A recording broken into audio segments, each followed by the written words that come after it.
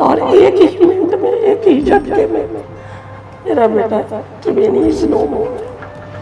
ये सब सुन के मैं तो एकदम बेहोश हो गई, मुझे तो कुछ समझ में नहीं रहा। लोगों ने मेरे मुंह में पानी डाला, दुनिया इधर ऐसे जैसे नदी आ रही है पूरी रोड में। त्रिवेणी तो सबका चहेता था, सब उसको प्यार करते थे। वो मेरा कृष्ण था जो बचपन से सभी रिश्तेदारों की, अपने फ्रेंड्स की हेल्प करते थे। साल 2004 में 2 जनवरी को जम्मू रेलवे स्टेशन पर आतंकी हमला हुआ था।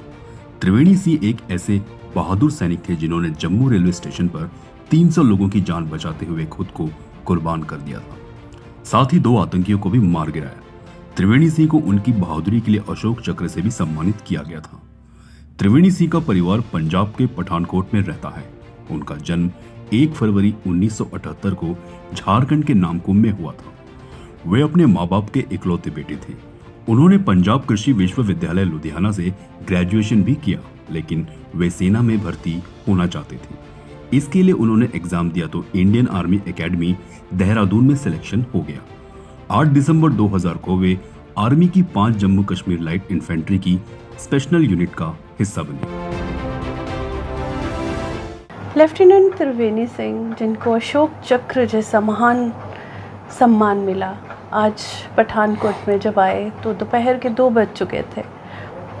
इतनी भयंकर गर्मी में भी जब हम किसी के घर जाते हैं तो लोग परेशान हो जाते हैं, और ऐसे वीर योद्धाओं के घर पे जब हम पहुंचते हैं तो वो स्वागत के लिए ऐसे खड़े रहते हैं मानो ना जाने कितने जन्मों का संबंध था हमारा इनके साथ। और इनके चेहरे की मुस्कुराहट को देखकर हमारे अंदर जो जज्बा पैदा होता है, यही तो कहलाते हैं वीर योद्धा के पेरेंट्स। ऐसे माँ बाप को पूरा देश जो है वो सलाम करता है। बहुत सारी ऐसी अनगिनत अनसुनी कहानियाँ हैं जो हम जब इनके पेरेंट्स से करेंगे, वो ऐसी बातें बताएंगे जो शायद लोगों को नहीं मालूम होगी। आंटी, आज हम आपका स्वागत करते हैं, और इस दोपहर में कड़कती गर्मी वाले दिन आपने हमें अपना कीमती टाइम दिया। त्रिवेणी आपका बड़ा बेटा था या छोटा? सबसे बड़े थे त्रिवेणी सिंह। सबसे? हाँ जी। आपके कितने बच्चे हैं आंटी? मेरे 3 बच्चे हैं, 2 बेटियां हैं जी। एक का नाम पूजा सिंह, तो अमेरिका में रहती है जी। और दूसरी बेटी ज्योत्सना सिंह जी। वो इस समय SDM कलनौर है। अच्छा। और सबसे बड़े बेटा मेरे त्रिवेणी सिंह थे। वो दिन जम्मू कश्मीर की धरती पर जब त्रिवेणी सिंह जी ने अपनी जान को ऐसे अनगिनत मासूम लोगों के लिए बलिदान दे दिया, वो दिन आज भी हिस्ट्री में कायम है। लोग शायद भूल चुके होंगे त्रिवेणी सिंह जी की कुर्बानियों को। तो हम आपसे जानना चाहेंगे उस दिन क्या हुआ था। सबसे पहले वो 2 जनवरी था जी।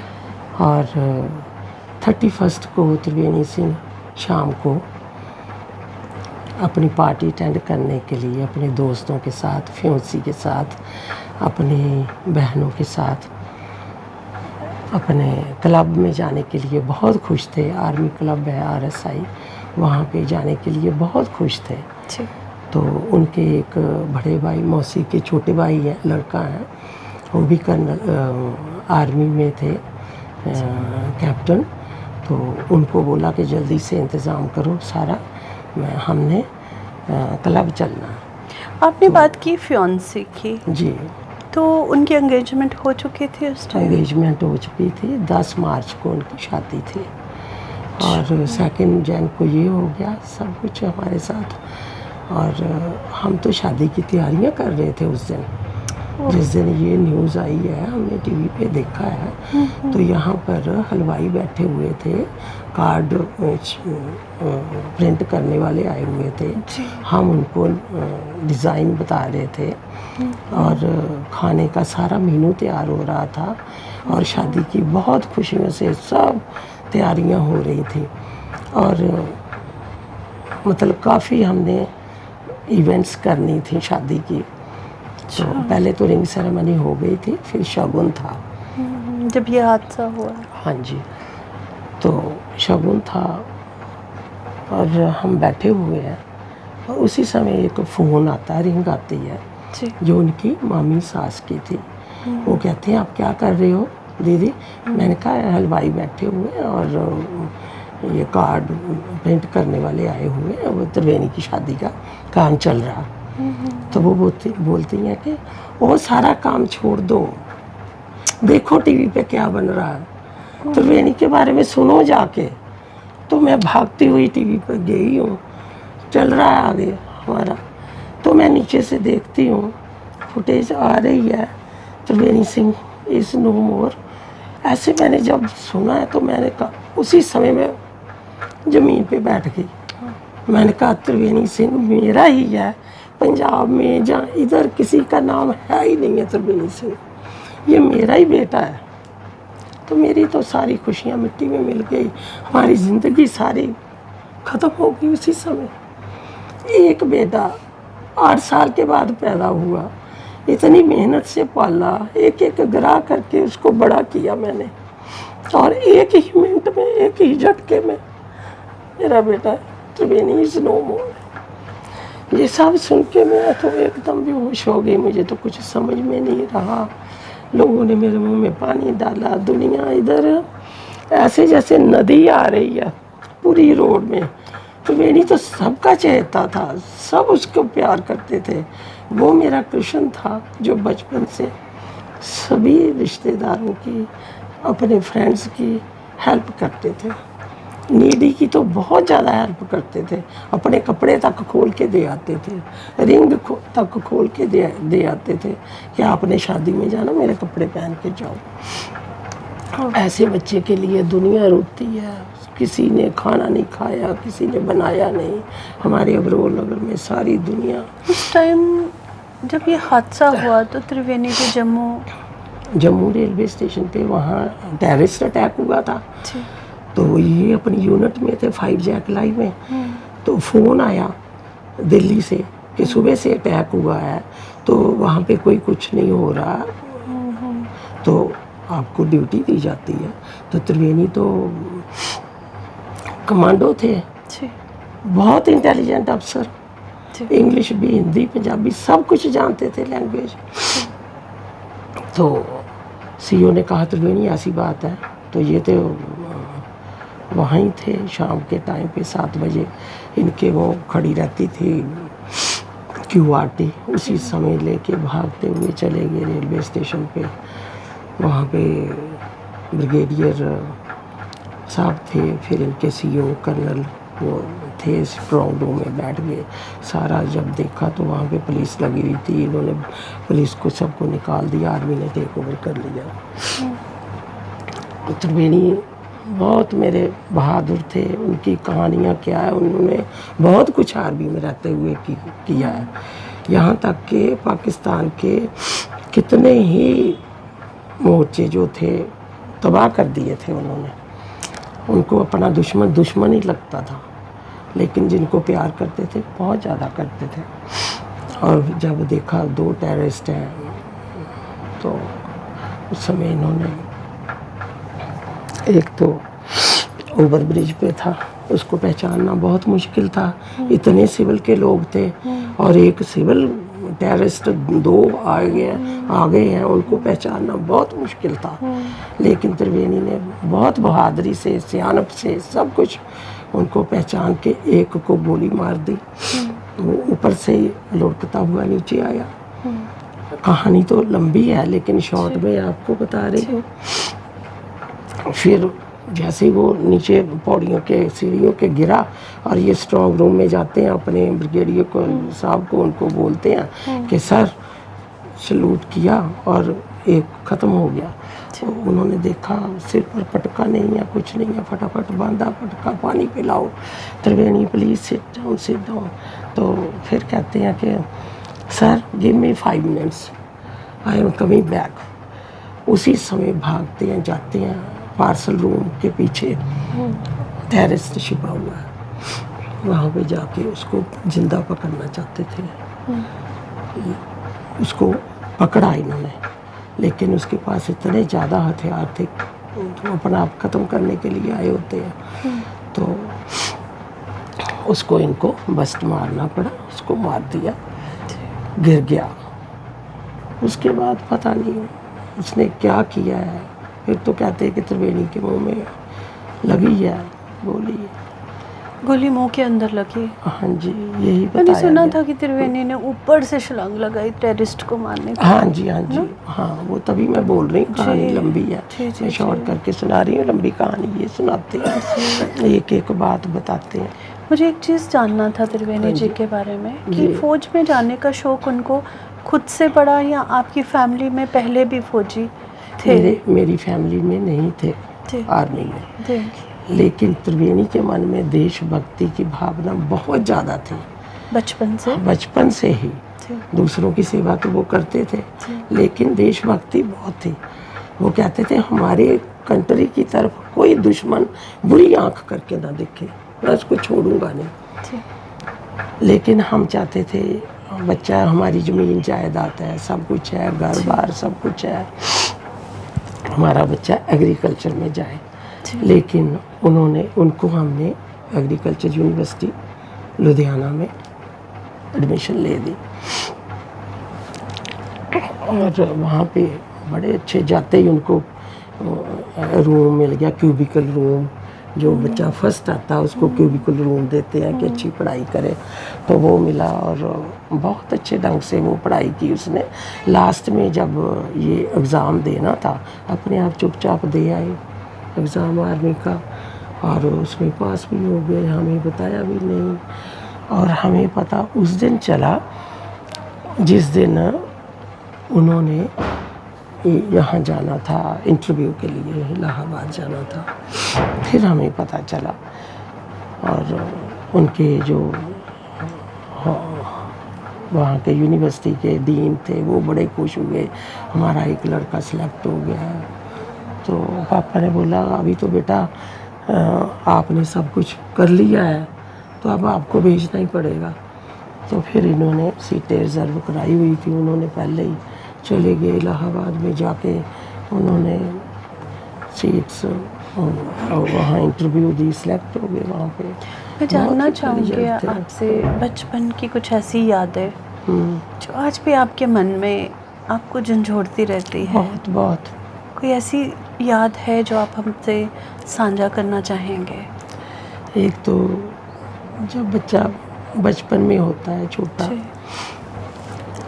और जब बच्चा वो नहीं दिखता माँ को, तो उसके मन में बहुत कुछ होता है। एक मरा नहीं जाता, बाकी सब कुछ होता है। वो बचपना याद आता बच्चे का। मेरा बच्चा इतना भोला, इतना सुंदर, इतना अच्छा, अभी दिखता नहीं है। दिलों में तो है लेकिन दिखता नहीं है।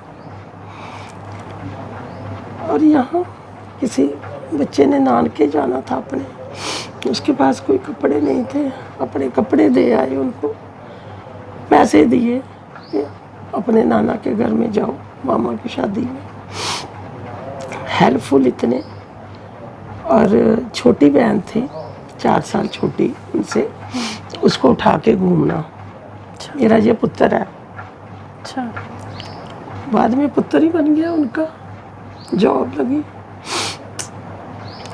अब वो इतना, बहनों का भी जीना तो कुछ भी नहीं है, लेकिन फिर भी जीना पड़ता है, आगे परिवार बनाने पड़ते हैं, बसाने पड़ते हैं। दोनों बहनों की शादी हो चुकी है? नहीं, एक की शादी करके त्रिवेणी खुद गए थे। वो छोटी थी त्रिवेणी से 1.5 साल 2 साल, लेकिन वो उनकी शादी की थी उन्होंने। अच्छा, एक बहन की शादी हो चुकी थी? हाँ, एक छोटी थी। अच्छा। उनकी शादी नहीं हुई थी, बाद में हुई है शादी। जो अभी एसडीएम है उनकी शादी हो गई? हाँ जी, अभी तो हो गई है, उस समय नहीं हुई थी। हाँ।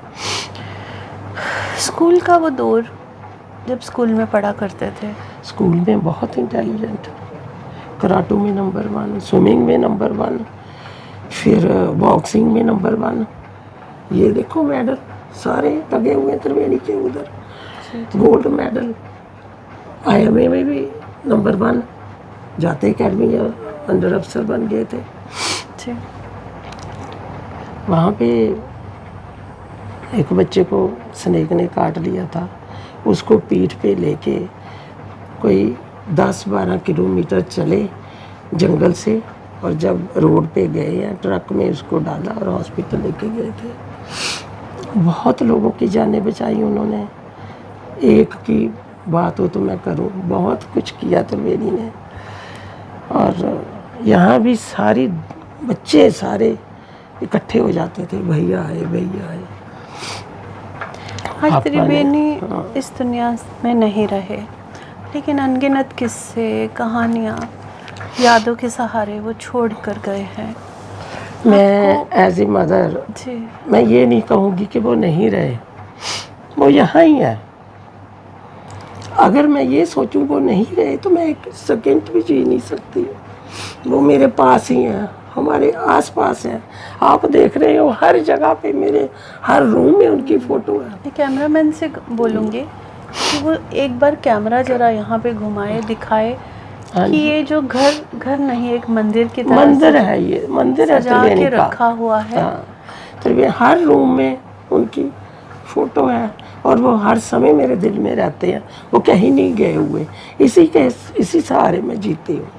हाँ, कि माँ सबको संदेश देना चाहती है, हर उस माँ को जिसका बेटा इस दुनिया से चला जाता है, चाहे वो देश के लिए कुर्बान हो जाए, चाहे वो ड्रग्स में पड़ा हुआ या किसी एक्सीडेंट का शिकार हो जाए, लेकिन माँ के लिए बेटा जो है वो बेटा हमेशा उनके दिलों में ज़िंदा रहता है। और ये माँ कहना चाहती है हर माँ से कि आपको मजबूत बनना पड़ेगा, आपका बेटा हमेशा आपके साथ रहता है।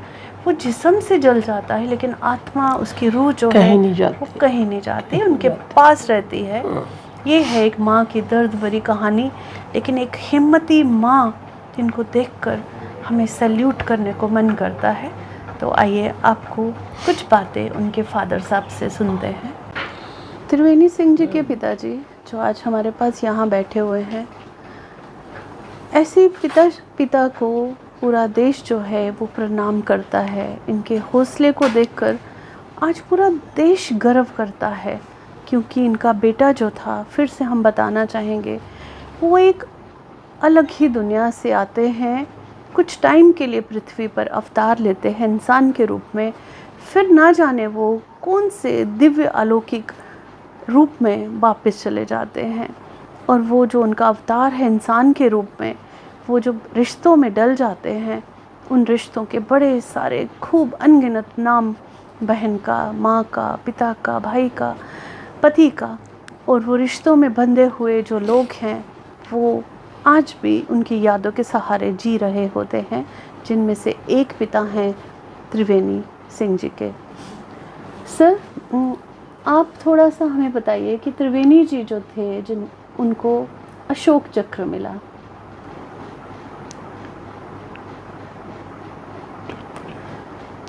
आज पिता बहुत इमोशन से भर गए हैं। उनसे बोला भी नहीं जा रहा है, बताया भी नहीं जा रहा है। अपने बेटे को खोने का जो दुख है वो एक पिता ही जान सकता है। जब वो शहीद हो गए थे अंकल जी, त्रिवेणी जी, आप हमें बताइए, उनको जब अशोक चक्र मिला था, 26 जनवरी को अशोक चक्र मिला था उन्हें,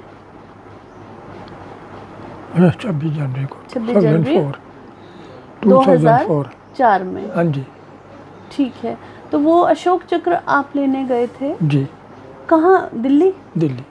तो किनके हाथों से आपको अशोक चक्र मिला था?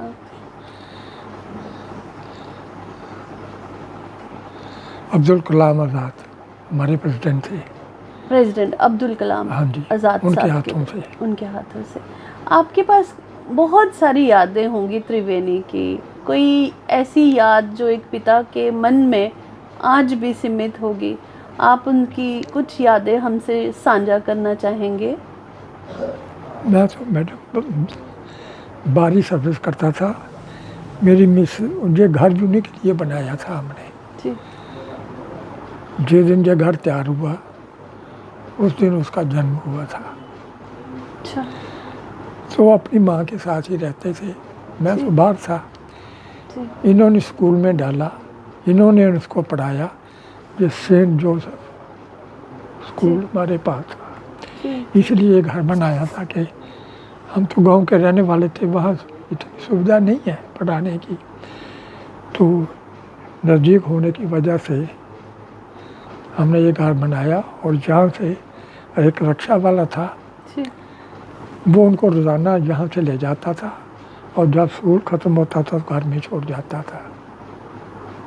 जब उन्होंने फौज ज्वाइन की, आपको बताया था उन्होंने? नहीं पता था आपको? नहीं बताया।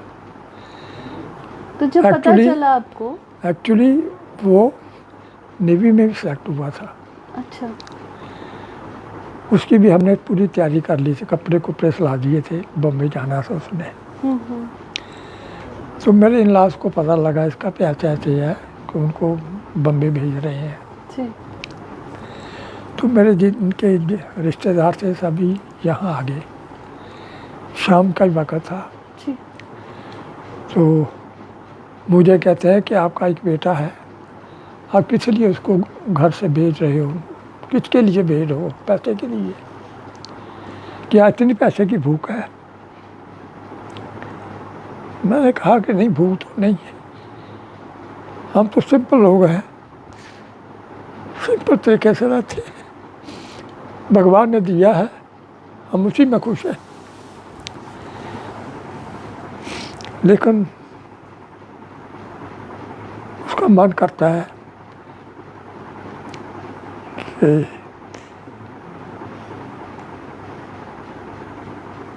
कि जाना, वो सिलेक्ट हो गया, उसकी कॉल आ गई है, तो इसलिए हम कहते हैं कि चलो ठीक है, चला जाए, फौज है तो अपने देश की सेवा करेगा कुछ ना कुछ। तो फिर उन्होंने सभी ये फैसला किया कि नहीं, हमने नहीं भेजना। उसी दिन शाम को उसने जाना था, ये फैसला हुआ कि नहीं भेजना है, नहीं भेजा उसको। उस पर छोटा था, वो अपने दिल की जो इच्छा थी वो तो मेरे सामने व्याख्या नहीं कर सका। लेकिन जब वो PAU में था तो वहाँ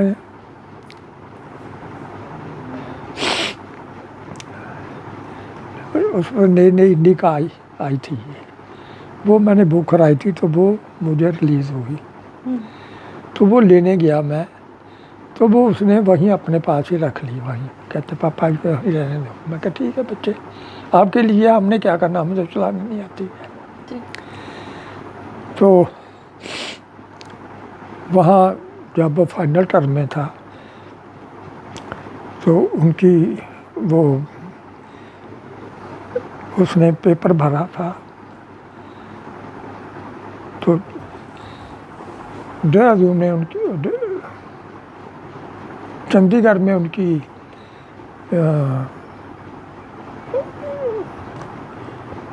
टेस्ट था। तो उनके जितने भी दोस्त थे सभी गाड़ी में बैठ के चले गए वहाँ, सभी ने जो भी पेपर दिया, लेकिन पास कोई नहीं हुआ, सिर्फ तरबे नहीं पास हुआ। तो ये भी हमें पता नहीं है किसने ऐसा किया है। उसके बाद उसको कॉल आई, वो भी हमें पता नहीं है। जाने से कोई 3-4 दिन पहले उसने फ़ोन किया, पापा ऐसे ऐसे है, मैंने इलाहाबाद में जाना है, तो मेरी सीट बुक करा दो। मैं कहा बेटे किस लिए जाना तूने? कहता मेरी इंटरव्यू है, मैंने ये CDS का पेपर दिया था तो मैं पास हो गया था, तो मेरी इंटरव्यू आई है, तो मेरी कॉल आई है, तभी मैंने जाना है वहाँ। तो मैंने कहा ठीक है बेटे, अभी तो मैं तुझे नहीं रोक सकता, जब मेरे बस में था तब तो मैंने रोक लिया, अभी आपकी इच्छा है, ठीक है, सीटें बुक करवा दी, चला गया। हर रोज़ माँ को फ़ोन करता था कि आज मेरा 5 दिन का पेपर होता है, उसके बाद मेडिकल होता है। तो जैसे जैसे पेपर होता था हम अपनी माँ को बताता कि आज मेरा ऐसा पेपर हुआ, ऐसा हुआ, ऐसा हुआ। तो जब वो सेलेक्ट हो गया तो फ़ोन आया कि ऐसे पापा मैं सेलेक्ट हो गया हूँ, अभी मेरा मेडिकल है। मैं कहा ठीक है बच्चे, आपकी इच्छा पूरी हो जाएगी। मेडिकल भी हो गया। उस वक्त ये फाइनल में था एग्रीकल्चर यूनिवर्सिटी में, तो इसके प्रैक्टिकल रहते थे। तो इसके रिलेशन डीन से बड़े अच्छे थे, तो उन्होंने इसका पेपर नहीं लिए उस वक्त। कहते कि जब ये आ जाएगा फिर देखेंगे पेपर। तो ये सेलेक्ट हो गया। जैसे ये सेलेक्ट हो गया तो जब यूनिवर्सिटी को पता लगा तो उनको भी बड़ी खुशी हुई कि हमारे कॉलेज का एक बच्चा जो है वो IMA के लिए सेलेक्ट हुआ है।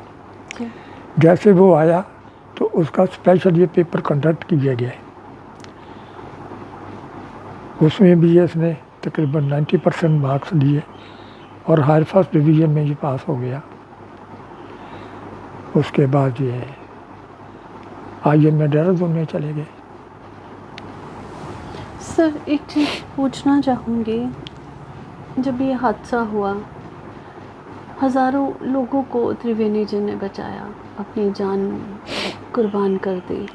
उन हज़ारों लोगों में से क्या आज किसी का फ़ोन आता है या कुछ लोग आपसे मिलने आए जिस त्रिवेणी जी की वजह से उनकी जान बची, क्या उन लोगों को याद है?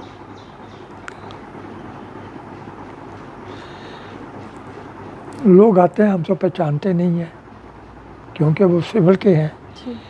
रेलवे स्टेशन के ऊपर इधर से ट्रेन जा रही थी दिल्ली से, रास्ते में उसको काली बड़ी में रोक दिया। जो जम्मू वाली ट्रेनें थी वहाँ उधर से उधर रोक ली उन्होंने। तो रेलवे स्टेशन के ऊपर कोई 2-2.5 हज़ार आदमी होगा, फौजी होंगे। तो अटैक तो सुबह का हुआ था लेकिन हुआ कुछ नहीं, काफ़ी पुलिस वाले मार दिए थे उन्होंने। तो दिल्ली से फ़ोन आया यूनिट में, क्योंकि इनकी सुपरविजन के अंडर था ये रेलवे स्टेशन, इनकी रिस्पॉन्सिबिलिटी के अंडर दिया हुआ था कि ऐसे ऐसे ही सुबह से हुआ है, अभी तक हुआ कुछ नहीं है, आप क्या कर रहे हैं। तो शाम का वक़्त था, तो बाकी तो सभी PT रिग में गेम रिग में थे, खेल रहे थे कि वापस चले गए थे ये और इनका CEO जो था। उस दौरान त्रिवेणी जी के साथ CEO भी थे साथ में? उस वक्त तो नहीं थे, क्योंकि जब फ़ोन आया पहला फ़ोन इसी को आया था, इसने फ़ोन उठाया कि ऐसे ऐसे बात है। त्रिवेणी को फ़ोन आया कि ऐसे ऐसे रेलवे स्टेशन पर अटैक हुआ है। तो उन्होंने बताया उनको, तो उन्होंने बोला कि आपकी वार्टी तो है यहाँ और सब और कोई अफसर है तो उसको देखो। कहते अभी तो कोई नहीं, हम दोनों ही हैं। त्रिवेणी के साथ और कौन था दूसरा? CEO और ये साथ में ही थे? साथ CEO का ऑफिस है। एडजुटेंट का ऑफिस जो होता है वो भी साथ ही होता है, एडजेसेंट तो दोनों होते हैं। नहीं, उस टाइम पे सिर्फ त्रिवेणी जी थे उस हाँ उसी वक्त।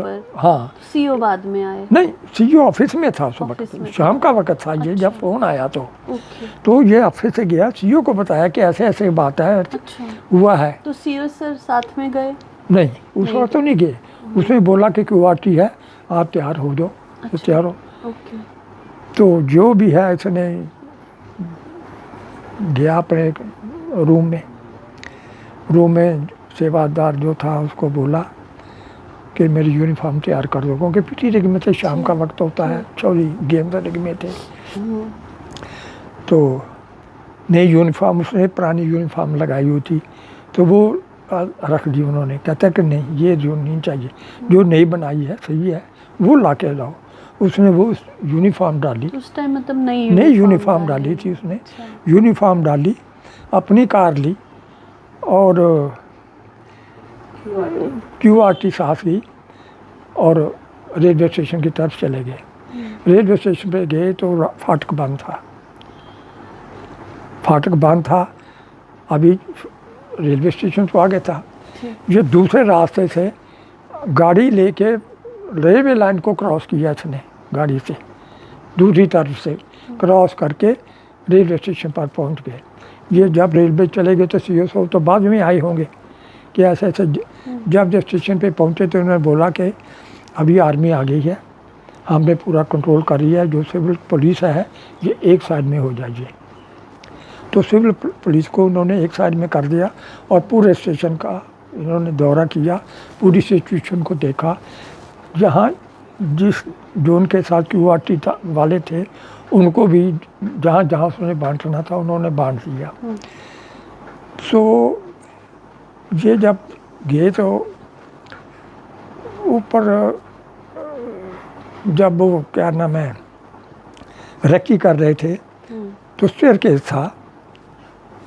स्टेयर केस के ऊपर जब चढ़े ये तो देखा कि एक आदमी ऊपर है, लेकिन उसके साथ ही लाइट बल्ब लगा हुआ था जो कि उसकी पूरी पोजीशन को एक्सपोज कर रहा था। और जो टेररिस्ट था वो भी यूनिफॉर्म में था, आर्मी यूनिफॉर्म में था वो। लेकिन इसने जब पूरा देखा तो इसने बोला कि आप कौन हो? कहते मैं आर्मी वाला हूँ। अच्छा। तो कहता कि आपके पास ये वेपन क्यों है ये? अच्छा। आप तो छुट्टी जा रहे हो या छुट्टी से आ रहे हो तो वेपन कहाँ से आ गया आपके पास? हाँ। कहता वेपन ऊपर करो, दोनों हाथों से ऊपर करो। जब वो सामने थोड़ा सा हुआ उसने देखा कि उसके पाँव के ऊपर जो जूते डाले थे वो फ्लीट से। अच्छा, वहाँ से उन्होंने पहचाना? हाँ, वहाँ से उसने पहचाना कि ये फौजी नहीं हो सकता। अच्छा। क्योंकि यूनिफॉर्म फौजी थी लेकिन शूज फौजी नहीं थे। अच्छा। वो थे। इसने फ़ोन किया CEO को, उसी वक्त ही है वो अपने कुछ रूम में आगे हो गए। जो ब्रिगेड कमांडर था, डिक कमांडर थे, वो सभी उस वक्त आर्मी आगे होंगे वहाँ स्टेशन के ऊपर भी, क्योंकि बड़ी सिचुएशन बड़ी टेंस थी उस वक्त। तो उन्हें फ़ोन किया कि ऐसे ऐसे बात है, जो बल्ब ऊपर लगा हुआ बालकोनी में वो मेरी पोजीशन को एक्सपोज कर रहा है, तो मैं इसको उड़ा दूँ? उन्होंने कहा यस यू कैन। इन्होंने फायर किया, उसको उड़ा दिया, अंधेरा हो गया। जैसे उसने बोला कि तुम नीचे आओ, लेकिन वो नीचे नहीं आ रहा है। उसने फायर कर दिया। जब फायर किया तो इसने भी फायर कर दिया। उसको गोली लगी, वो भागा वहाँ से। जब भागा वहाँ से इसकी, क्योंकि स्टेशन था ऊपर, वो गया ऊपर से भागा था क्योंकि उन्होंने पूरी रेकी की हुई थी। ये तो उसी वक्त ही गए, इन्होंने नीचे की सिचुएशन देखी थी, ऊपर की सिचुएशन नहीं देखी थी उस वक्त। तो उसका ट्रेल जो था खून का वो लगा उसको, वो उसके पीछे पीछे चला गया, पीछे पीछे चला। तो जब एक थोड़ा सा स्पेस था वहाँ उसको देखा उसने, जैसे उसको वहाँ देखा इसने वहीं फायर किया, उसको मार दिया, उसको मार किया और नीचे गिरा दिया। गिरा के तो जब फायर हुआ तो नेचुरली पता लगता है कि फायर हुआ है, कुछ ना कुछ ज़रूर हुआ है। तो इनको बुला लिया, ये कमरे वहाँ गया जहाँ CEO था, ब्रिगेड कमांडर था, डिप कमांडर थे, उनको बताया कि क्या है, पूरी बताया कि ऐसा ऐसे था। तो एक को मैंने मार दिया है। तो उस वक्त इसने हेड गियर जो था वो टोपी लगाई हुई थी, हेड गियर नहीं था, क्योंकि वो टाइम ही ऐसा था कि टाइम ही नहीं मिला इनको, काम का वक़्त था, गेम जरिग में थे ये। और वहीं से जब तैयार हो अफरा तफरी में मैं कैसे स्टेशन पे पहुंचूं, सिचुएशन को कंट्रोल करना, अंधेरा हो रहा है, सर्दी का मौसम है। कितने साल के थे त्रिवेणी उस टाइम? उस वक्त 22-23 साल का था। 22-23 साल का। 24 साल में तक मिशन मिल गया था इनको। हाँ नहीं, 24 साल का ही था, 24 साल का था। ये जो लास्ट टाइम जब इनको गोली लगी, वो ही मैं बात को सुना रहा हूँ। तो ये गया, जो सिचुएशन थी इन्होंने पूरा उसको एक्सप्लेन किया कि ऐसे ऐसे बात है, एक टेररिस्ट को मैंने मार दिया है, उसको नीचे मैंने गिरा दिया है। टोटल 2 टेररिस्ट थे? कहते हैं कि 2 थे, लेकिन मैं कुछ कह नहीं सकता कि कितने, जो देखा नहीं सुना है, क्योंकि लोगों ने भी नहीं देखा, क्योंकि देखा तो तब है जब कोई किसी को पहचाने। जब कोई पहचान ही रहा तो देखा कि कैसे, वो कैसे कह सकता कि 2 थे या 3 थे या 1 था? ये तो कोई नहीं कह सकता, ऑथेंटिकली कोई नहीं कह सकता ये चीज़ें। जब ये पूरा से ने ब्रीफ किया, इतने में जो पार्सल रूम था उधर से फ़ोन फायर हुआ, एक फायर हुआ। जैसे फायर हुआ तो इसने बोला कि मुझे 2 मिनट दीजिए, मैं अभी आता हूँ। तो ये वहाँ से निकल गया, क्योंकि ये अपस्टेयर में था, वहाँ नीचे आने के लिए वो पिलर था नीचे, जो ऊपर से नीचे आता था। ये टाइम को बचाने के लिए पिलर के ऊपर छलांग मारता और नीचे उतर आया सीधा स्ट्रॉन्ग रूम में, पार्सल रूम में जो था वहाँ तो पहुँच गया। जब पार्सल रूम में पहुँचा तो वहाँ काफ़ी पैकेज, क्योंकि गाड़ी आई हुई थी तो लोगों का सामान आया था, वो पैकेट पड़े हुए थे। तो उसमें एक जो था पुलिस वाला था जिसको टेररिस्ट ने गोली मारी थी, उसको मारा था, वो फायर उसने सुना था जब वो ब्रीफ कर रहा था। तो वो वहाँ आया तो देखने लगा कि फायर कहाँ से आया है ये।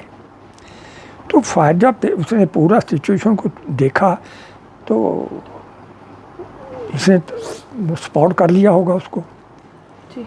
जब उसको स्पॉट कर लिया तो किसी तरीके से उनके तकरीबन पास ही पहुंचने वाला था, उन्होंने गोला फेंका। गोला प्लेटफॉर्म के ऊपर पड़ा।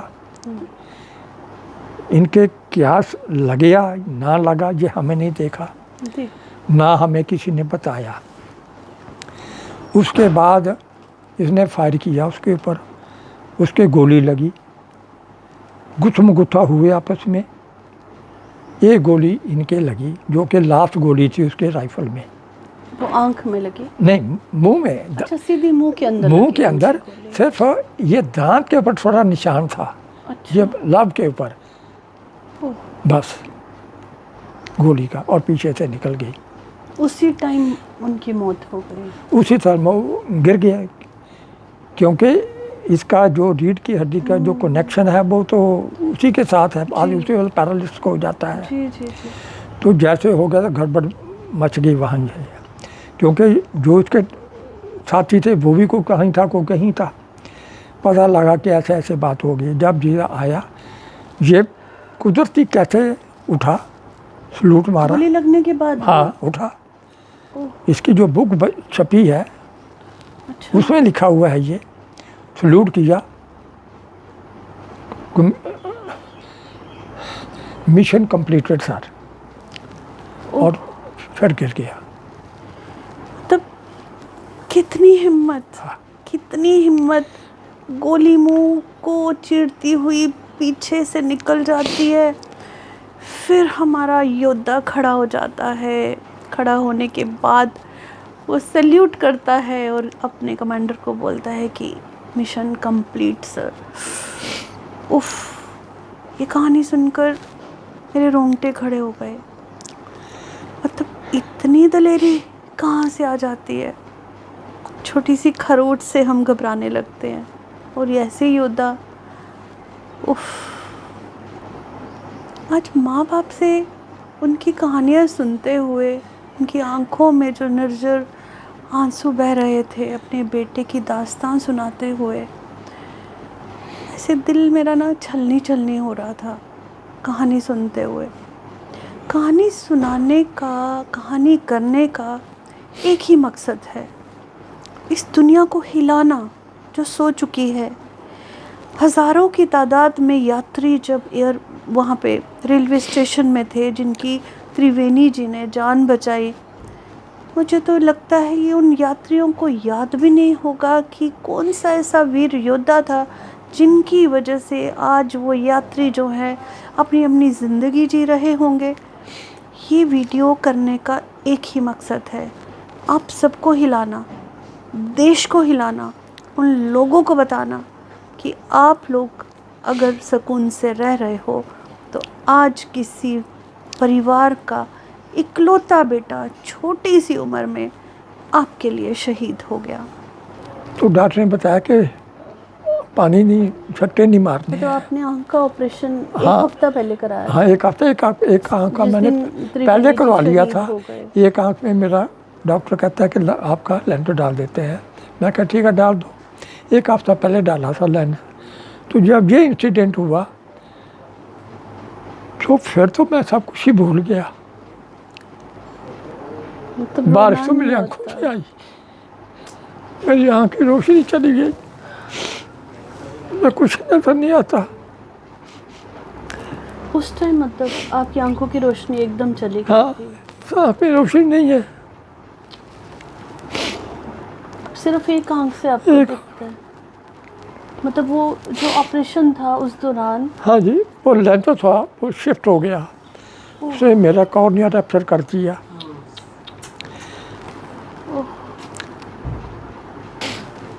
मेरे पास शब्द नहीं है, मैं कैसे स्टोरी आप तक पहुंचाऊं। कितना दर्द, कितनी दर्दनाक स्टोरी है ये कि जिस दिन त्रिवेणी जी शहीद हुए उससे एक हफ्ता पहले ही उनके पिताश्री की आंख का ऑपरेट हुआ था। डॉक्टर ने बोला था रोना मत, पानी नहीं आने पाए, लेकिन एक बाप जिसका जवान बेटा, इकलौता बेटा इस देश से चला गया, वो फूट फूट कर रोया, जिससे उनकी आंख दोबारा आज तक कभी नहीं देख पाई। आज वो एक ही आंख से देखते हैं। उनके आंसू, एक पिता के आंसू, उनकी पीड़ा। तिरंगा ऊंचा रहे हमारा, तिरंगे की आन बान शान को बरकरार रखने के लिए आज ये तिरंगा त्रिवेणी जी के घर पर पहुंच चुका है। उनके माँ बाप को ये तिरंगा झंडा देते हुए हमें बड़ा फ़ख्र महसूस हो रहा है, क्योंकि ये तिरंगा मुस्कुरा कर कह रहा है कि आज वो सही जगह पे पहुंच चुका है, यहाँ उसका स्थान है। जय हिंद।